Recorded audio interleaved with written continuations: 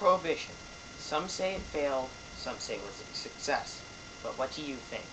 Throughout my speech, you'll hear causes and effects of prohibition, some of which include information about groups who wanted prohibition and those who did not.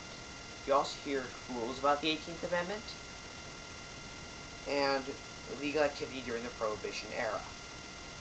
So events leading up to the 18th Amendment were the push for prohibition shortly after the American Revolution. This was mainly done by the temperance movement, because they had a link between alcohol and spouse and child abuse and lulls in industry. In the 1900s, German Americans were main players against prohibition.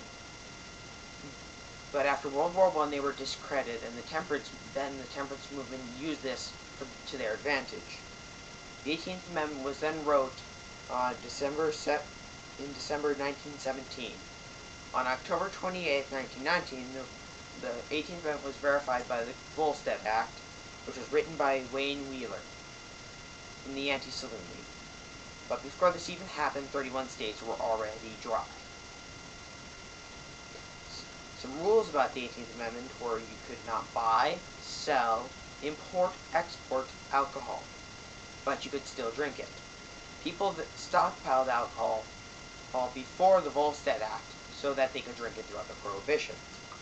Some illegal activity during the Prohibition era was mainly done by bootleggers and gangsters. Well, the most famous gangsters / bootleggers was Al Capone, who made $60 million from bootlegging and alcohol sales alone. There are also many casualties during the Prohibition era, including about the 50,000 people who died from bad alcohol and the many more who went blind. Homicide rates also rose due to the increased crime rates. And there were twice as many illegal speakeasies as there were legal bars during the Prohibition era. Then, on March 23rd, 1933, the 21st Amendment was written, which got rid of the 18th Amendment. In the end, Prohibition did some good, but did more bad. This is shown by the many illegal activities done by the average American, not to mention the banning of a civil liberty that brought money for the government. The rules of the 18th Amendment were also very poorly written, leaving many loopholes.